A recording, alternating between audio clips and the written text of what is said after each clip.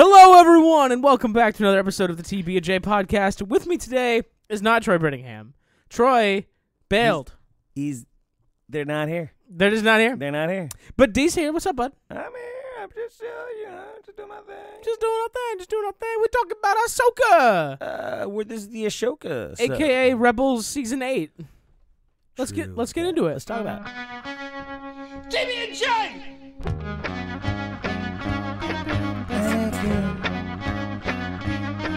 Anakin.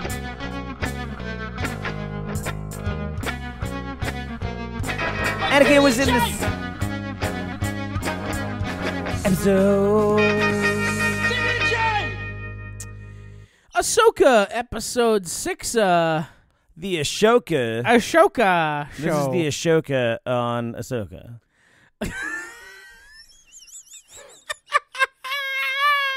Episode 6 called Far, Far Away. Far away. D, thumbs up, thumbs down? Thumbs up. It's a thumbs up. It's a good episode. Ooh, you were a little shaky on that. No, it's just... Well, here's the thing, just listener. If you clicked on this by accident, you probably thought we covered the new episode really fast, but it's really just last week's episode. Yeah. And, we're really good at our jobs. Your fault, but this is really good coverage. It's like a week late, a buck short, maybe hold you over till the the real podcast starts. Yeah. Because, we can't stay up until midnight watching Ahsoka and then doing an episode, and we only really can record on Tuesdays. Yeah. Because we're all busy adults. Just that one day, and I'm going to do it late. I'm going to do it, late. No, the show doesn't even come until 9, then we would have to watch it, record. You wouldn't get home till, midnight, bro. I don't want to do that. Nah. We all got work in the morning. It's for real. Yeah, we can't stay up all night watching the Ahsoka show. Yeah, you can't watch all the shows. Who is that? What famous actor talks like that? What accent? Ahsoka. I feel like that's a character. And I can't know. I figure you would know who. Well, I'll work on it. Please. I'll create the character. And please tell do. you that they existed. Maybe it can be Mr. Hollywood's cousin or something. Mr. Show Business. Mr. Show Business. Show Business. Far, far away. We finally catch up with Sabine Wren after she got kidnapped by Baylan Skoll and Shin, his apprentice, and Morgan, and they're heading off to go get Thrawn. You're going to get Thrawn. And instead of baiting us around for another couple episodes, they were just like, nah, here's Thrawn. Here you go, guys. Yeah, I mean, Bluey Elon Musk was cool. When they showed up on the planet and the Great Mothers were like, patience, you will have to wait. He's coming. I'm like, don't make me wait another episode. I said I want it first frame. I want all Thrawn all the time. Now I was fine with what they did with Thrawn. They didn't pussyfoot around with him so long. I liked his entrance, big giant fucking star fleet. I love the fucking troopers. Yeah, the troopers are cool. I wish Troy was here to shed some light on it. I was wondering if they're from Rebels. I'm feeling no, but maybe they are. But they use this. I've mentioned this before, and I don't want to be wrong because I feel like I was wrong, but maybe not with Loki when I thought this the palace at the end of time in Loki was using this Japanese kind of tradition of using gold to cover the cracks and blemishes on various art and pieces, and I think that's kind of like what they're doing with the stormtrooper armor here. Yeah, but where are you getting gold from? Maybe they had on this planet? gold, these kind of gold. What do you mean? I was wondering where the gold came from. I was wondering if you minded. It's still from Mandalorians. Who the hell knows? Maybe. I don't know. It's a fucking ancient planet of shit, and I don't know. Fair enough. Whatever. Whatever. I'm not going to ask too many questions about what they've been doing this whole time, but it seems like, there's the Dathomir chicks are originally from this world. There's some old tradition to it. It looks like I don't know if it's just old and dead or old and, thriving, or but there seems to be bandits and shit. But there does seem to be and hermit crab people. Yeah, well, you're talking about the helmet guys with the things. No. The little like cute critters. Oh, right. Sabine The finds. little that was about as much family Star Wars as I needed. I was like, fine. It's a little, I was like, the small cute critter, Frozen, character type for me. Do you think that was a puppet or CGI? I think it's CGI. They're always good with these things. They know what they're doing to sell the toys or not the toys, but like certainly to a Lego attract set for the Johnny Johns. Yeah, like the hell am I trying to think of the Disney World and stuff, like all the places. Like, I mean, that stuff goes. They can. Sell, like the merch and the kids. They'll sell turtle shells to kids. Yeah, you can live in it, and it has an elevator. You can live in it. Yeah, you live in it. It's the whole thing. Comes like padded, and there's like a slot for food. You just never have to get your turtle shell. You don't have to ever see your parents ever again. Yeah, parents will love it. Love it. Try this one neat trick to get rid of your parents forever. Whoa. So it was really interesting to me that after all this time, there was still a whole bunch of troopers there that were still like super loyal to Thrawn and like battle ready. Yeah, like, they've been gone for a long not like time. Rebelling hard. Like when is this happen? Yeah, that's one thing. And it They imply a little bit because there's that moment where Thrawn orders Enoch, the leader of his troopers with the gold helmet. He's like, get 2 fighter squads to follow them and make sure that nobody leaves. And Morgan's like, only 2? We should send more. And he says, our numbers have dwindled in the years we've been gone. Right. 2 will have to suffice. And I'm like, okay, so maybe there was a rebellion of some sort and it got put down, or there were people that just said fuck this and just went off. Maybe that's who the bandits are. Yeah, maybe. No, I'm thinking. So I've heard some theories, and whatever. I don't know. I don't know how I feel about it. Whether I'm okay with like there being kind of Easter eggs just existing. Like, okay, these bandits look like these ancient race that only like a hardcore nerd would know about, or like somebody who's played a game. Or something like that. And it's like, okay, and they kind of look like that, and maybe it's like supposed to imply like a real, distinctive difference between like what is happening, what we're saying. But maybe. But if you're not gonna like actually tell these stories, and you're just kind of like throwing it in there for the Easter egg and like the thing, then what's the point? I'm kind of like, I don't really care. Like I don't really care at all. Yeah. It's if you're gonna get into it and it's not gonna be something I have to surmise, then fine. But if like I have to like kind of figure out like all this stuff, like I don't want it to like be there for the observer who kind of wants to only get into that stuff. Like they need to tell the story on their own as well, right? And that's where I feel like they're not always doing that. Yeah, there's a couple moments like where in the previous episode when Hu Yang, the robot, the droid, he said the child's father is Jedi Master Kanan Jarrus, and it's like this big moment. But like as a guy who didn't watch the show, I'm like, am I supposed to know who that is? Right. Am I supposed to care who that is? Yeah. Like, but all the context I needed was just there. It was like he was a Jedi. All right, cool. The name has no meaning to me because I didn't watch the show, but he was a Jedi. The kid is probably Force sensitive. He can sense Ahsoka in the water. I get it. Makes sense enough. But then, so far, I feel like they've done a good job building Thrawn up to be this super big bad guy that we should fear, even though we haven't seen him absolutely wrecking havoc on the galaxy for 7 seasons across the Rebels show. Yeah. And we've only heard about him in Mandalorian. This is the first time we're actually seeing him, and we have people that have had first-hand encounters with him saying how cruel he was, how vicious he was, how absolutely terrible it'll be if he ever makes it back. And then we see him, and then it's the payoff, and he does seem super cold, super calculating.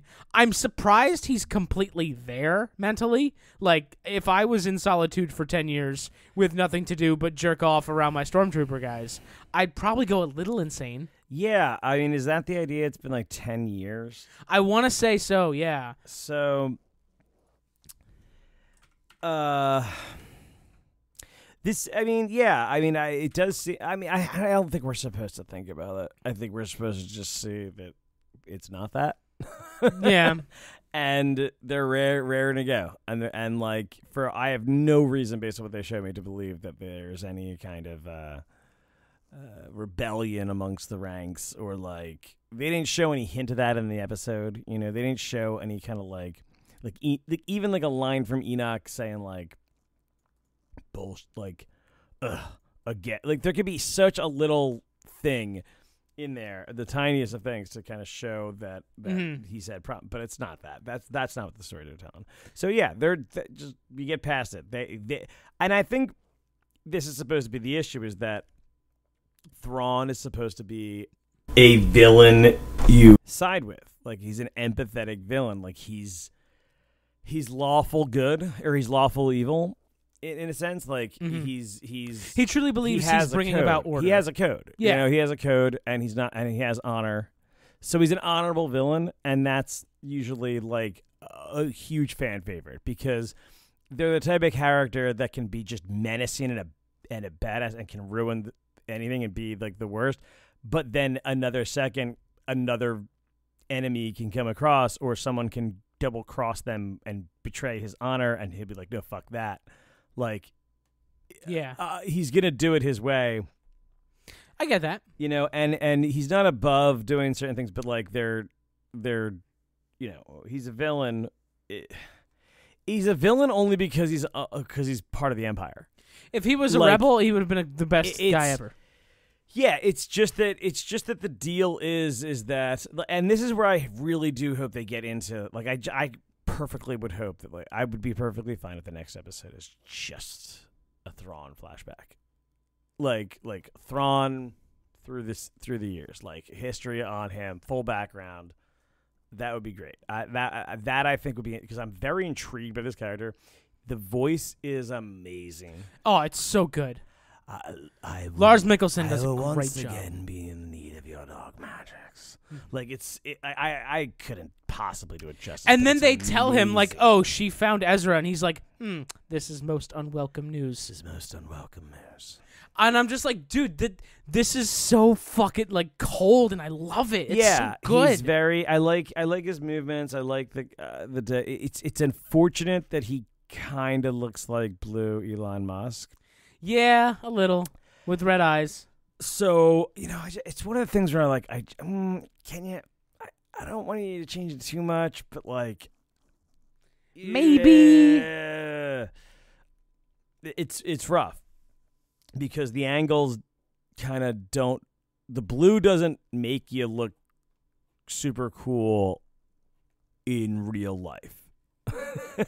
It's a little. You can make odd. a blue skin look really neat, I think. Well, maybe it's just Mikkelsen just doesn't, you know, just doesn't have the angles that you would want on his jawline to, like, make this work.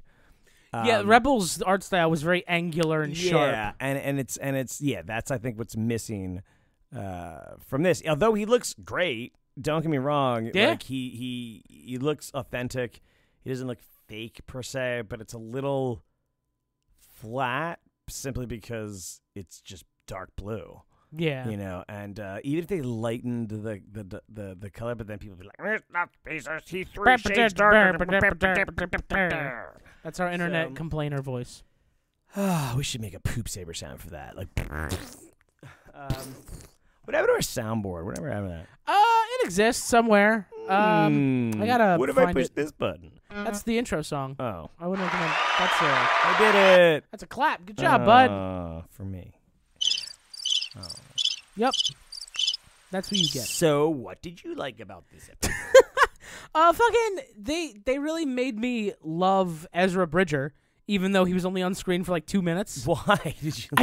As soon as I saw him, I was just endeared by him, and it was just like, oh, really? I don't know what it was. It was so bizarre, but as soon as he was on screen and like the focus shifted and Sabine, her body language completely changed and she started smiling, I was like, oh, this is just absolutely incredible. By the way, amazing performance by these actors, and I absolutely loved just seeing them back together. Yeah, I mean, I assume this is some kind of moment for Rebels for people fans. that have seen Rebels, as a guy that's only tangentially seen Rebels, I fucking was weeping at when they hugged and reunited. And I was like, this is great. This is absolutely great. They were best friends throughout the whole Rebels show. Yeah, I'm sure it's cool. And her best friend disappears for years. I'm sure it's cool. I just don't care. Don't get me wrong. It's not about that. It's just like, that's cool. This is all part of a larger story, but this only works with the parts before it. Right. And that's it's the parts. It's the parts of things where it's like, I'm not gonna go back and watch Rebels. Like, I get it. Okay, move forward. Fine. I get the history. Pretend I know it now. Sure. Now, but this is the other thing. It's like, don't pretend I know it now, because you need to show me these relationships.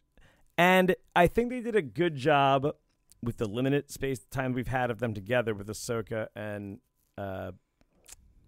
Sabine, like in their little battle with the with the fighters. They have some banter. Like they show her mentoring her. Like so, there's and then there's the other fight. So they have at least a couple scenes where they were, they have some kind of relationship that they're establishing. And I see it. We haven't had that at all with Sabine and Ezra, really. We had the one hologram moment. Everything else has been spoken. And then we have this one scene of reunited. We don't know what their interactions are like. We have that one scene of just like and it's well done, like, because it's left kind of open-ended as to like, he's like, it worked, right? And she's like, yeah, sure. Like the fact that she's there is like her fucking it up. Yep. So it's that I'm intrigued to see where that'll go. But there was something particular about him that I thought was endearing. He didn't do anything particularly neat for me. We only had him for like 2 minutes before it was the end of the episode. So I was glad that he was not a forced dead ghost, I guess. I mean, yeah, it was nice that he wasn't dead. I didn't think they would kill him off. Again, it's this whole weird thing of like, I really feel like we need a flashback here. A flashback episode goes a long way. I would love if it is somehow like a whole history of Thrawn. Like, tiny start little blue with baby. his conception. Yeah. Like, start with a big fuck scene. That's what I need. I need that Pornhub intro, the drum beat. I need that as a button. I need Big Daddy Thrawn. So, yeah.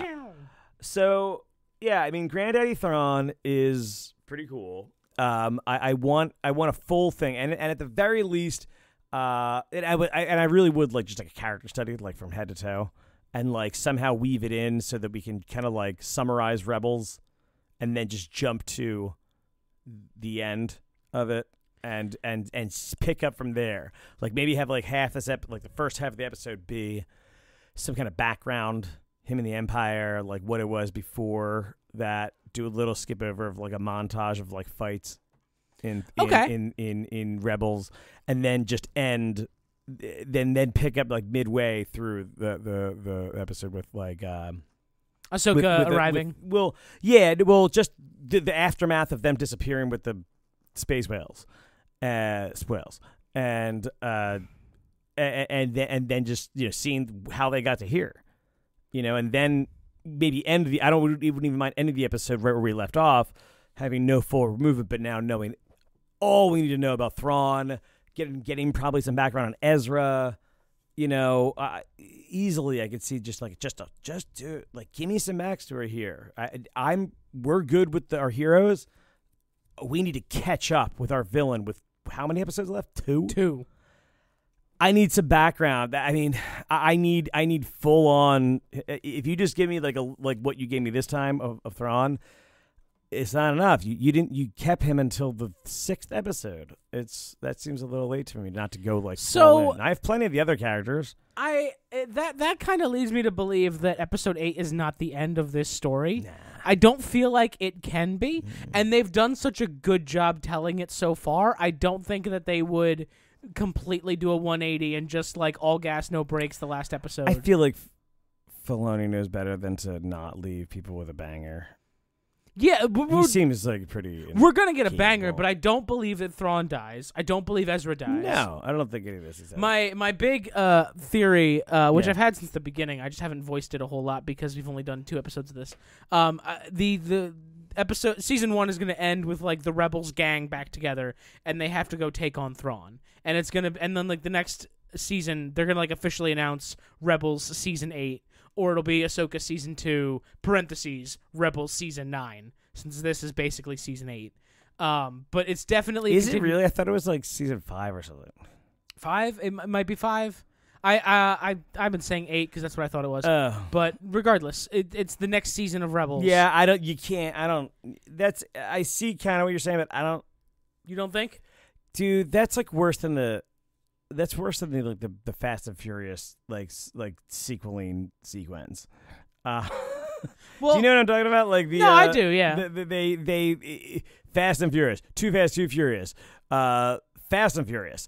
I didn't Fast mean that's 5, literally what they're gonna call Furious 6, Fast 7, like Fate of the Furious, F9, F9, obviously, and then FX. Just they went to Roman numerals for 10. Right. Fast X. Like, so it's just there's no rhyme or reason to it. How would you like to go from like, okay, so we watch Rebels seasons 1 through 4, Ahsoka, Rebels season 6. Like, do you think actually? It's weird. Just to bring us back to reality land, although it would be thematic with the Mandalorian Boba Fett fiasco. I was gonna say, do you think that this is gonna tie back in with Mando? Since he's aware of Thrawn and his rise, as well as Bo-Katan. I think Bo-Katan maybe. Maybe you think not. Bo might show up. Bo-Katan was in Rebels. I could see. Nah, I think they'll save it. It's.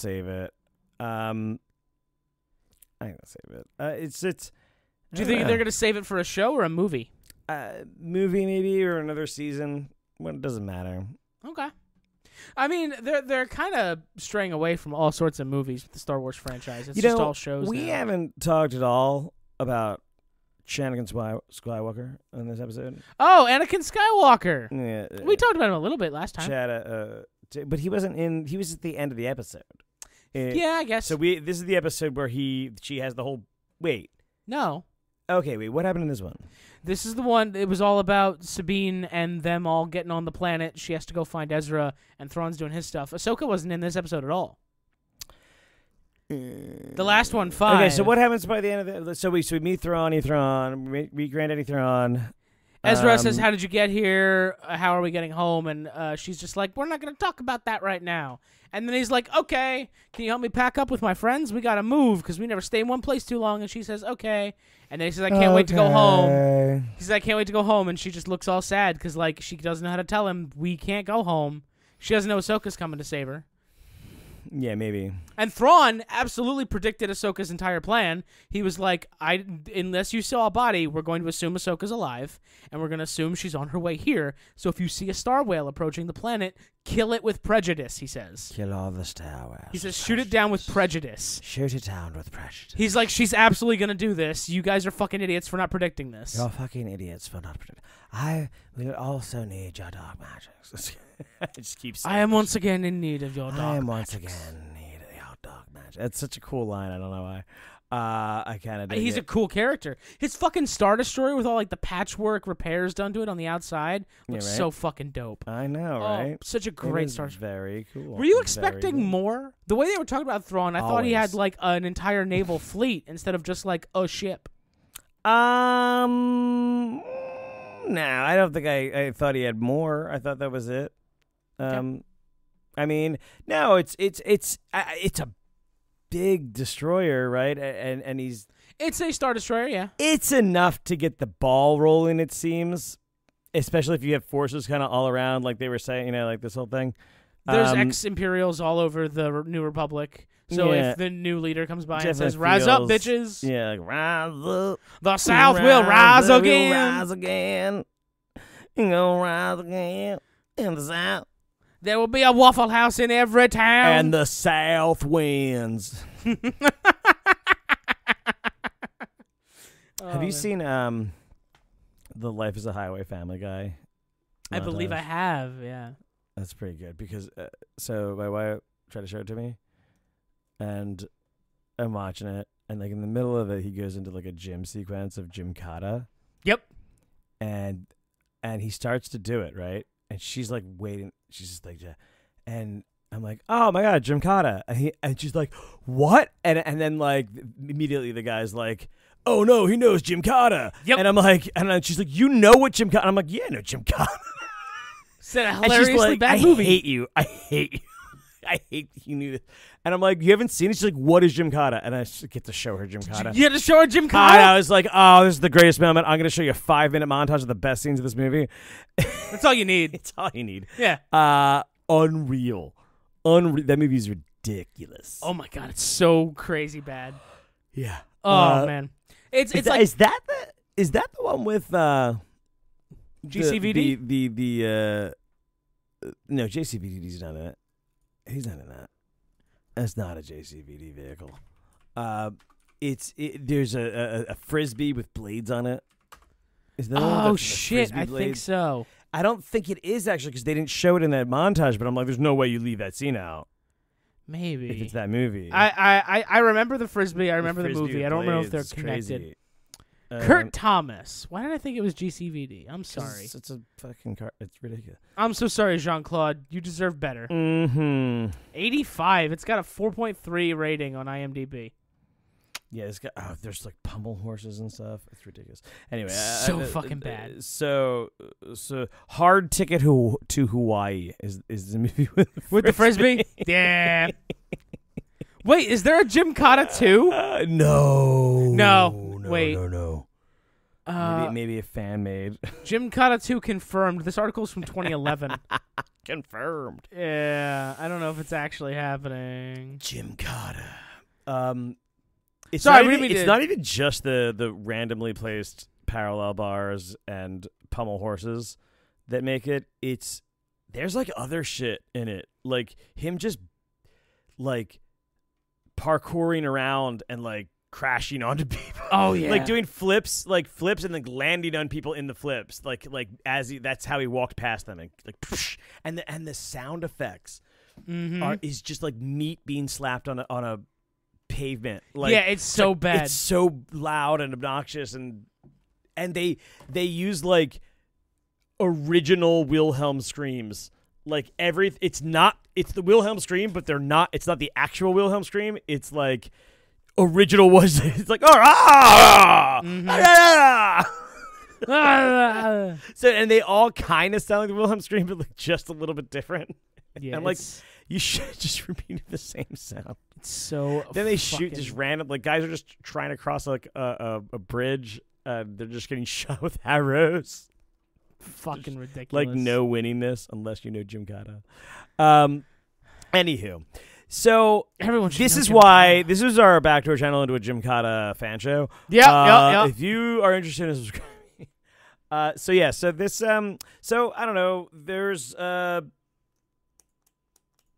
yeah, I mean, I guess there wasn't a lot in this episode. Besides, I mean, did we cover everything? Is there something I'm missing? It was just Thrawn and Ezra. I feel like we're missing something.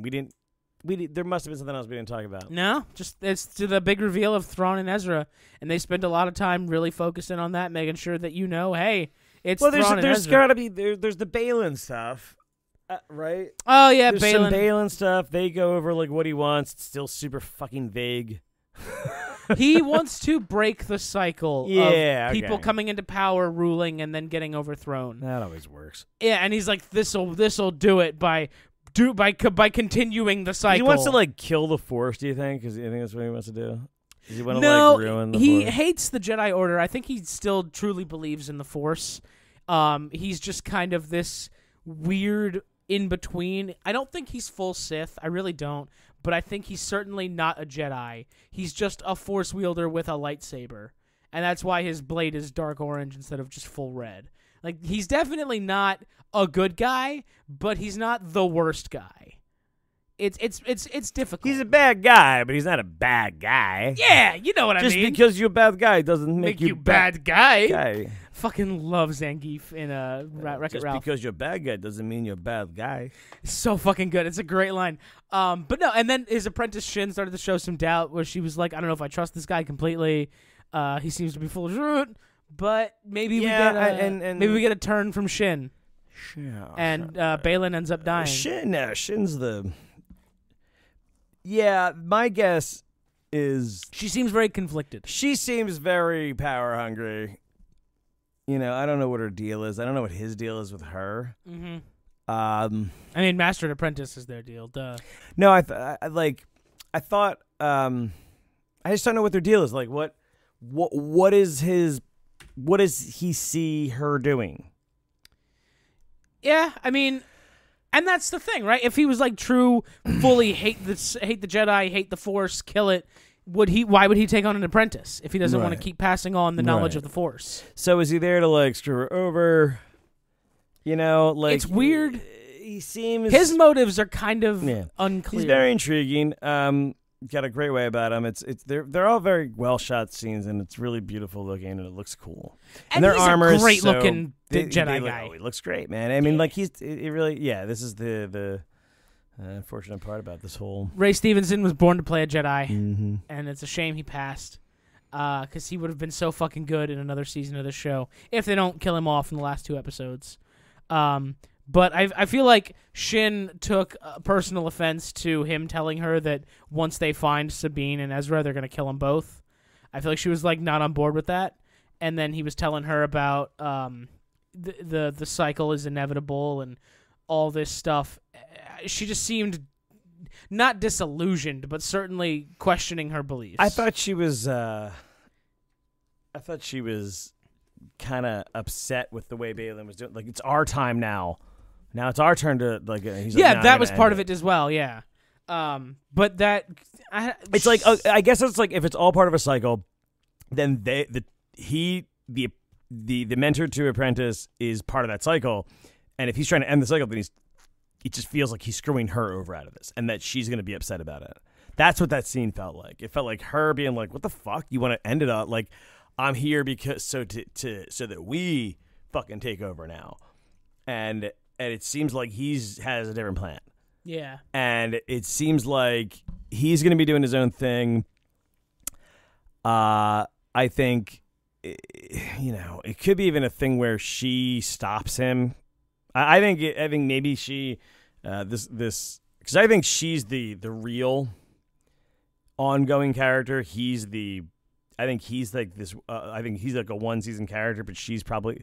I think the way Filoni works is like he gets these characters kind of like Bo-Katan, where like, if I'm not mistaken, doesn't Bo-Katan like, isn't she kind of a side character and then kind of takes the center stage after that because she. You're asking the wrong guy. Troy's well, not here. I feel like that. Yeah, I feel like that's kind of somewhat the case, but like I feel like this is Filoni's way, and like he'll have this character that's like. Your second tier, and then you have a couple scenes here. You're really focusing on Baylan, but then Baylan's gets killed off, and now the story focus. It's really been about her this whole time. Like, I can see him doing that. I can see him doing that to set up like you get more of a traditional Jedi kind of guy archetype. Yeah, no. I totally another see thing that I like about this show in general on. Is that you don't have there's not as many archetypal characters that like I mean there's the annoying droid, fine, but we don't have like your little lovable rogue Han Solo type, which we tend to get all the time. I believe that's the role Sabine is supposed to fill. Yeah, but. The problem is that she already has a characterization from the show. She's a mixture, I guess, of like Han Solo and Luke Skywalker in a sense, like with a Mandalorian. Like but she's such an amalgam of stuff that like I think it's kind of original. She's not just like she has a heart and a coach. She just is more about herself as opposed or more about what her about Ezra in this specific case than she is about like usually it's like a scoundrel type, and she's not a scoundrel. No. Nah, she's good. And then we got I'm sorry, I know what we got. We got the got our little pig wolf thing. Oh yeah. The wolf ridey thing with the big weird mouth. Man, just Filoni love wolves, huh? Yeah, I guess he does, man. I mean, whatever. It's good. I mean, what do we call this? This is an archetype. That he loves the goofy mount, the beast. You know, like the friendly beast.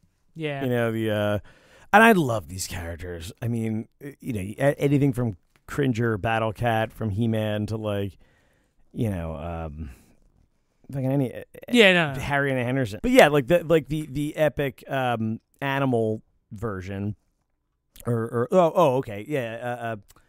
Ghost in Game of Thrones. Yeah, there you go. All the dire wolves of Game of Thrones, like or the I was dragons. Trying to help you out. I couldn't think of anything either. Jeez, but like those mythical beasts that are like your friendly. I love them. They're so cool. Like because you always, you know, they're such a good little like you forget about them until they're needed, and then you can also kill them off, and it's like heartbreaking. They're so good for storytelling. So I'm interested to see what they do with that, you know. But I could see Sabine kind of making some friends. Yeah. I think that just about does it for this episode. Yeah, I think so. Yeah. Cool Next lightsabers. Week, we'll be back with Troy. Yeah, more lightsabers. More lightsaber stuff. Mm-hmm. Laser swords, babe. Laser swords are always cool. There's gonna be a big duel. It's gonna be coming. Can't wait for it. A duel. It's gonna be dope. I can't wait till they put a lightsaber back in Ezra's hands. So, question though for our future listeners. What are we covering? Are we going to cover? Oh, I've actually got ideas on that. Yeah, Gen V, and then the Continental just came out on Peacock. The John Wick show. I was going to probably check that out. Maybe. Yeah. Whatever we do, I want it wrapped before my wedding because we're gonna have about 2 or 3 weeks. You hear of that? darkness. You got to wrap it up before your wedding. Sound advice from the TB&J podcast. Always wrap it up, and always know your dealer. You know what? That's it. That's it. That's what we go out on. Always know your dealer, and always wrap it up. Who's your dealer? Jesus.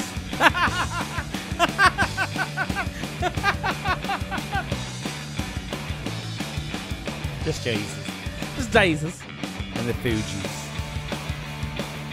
Fugees and Jesus.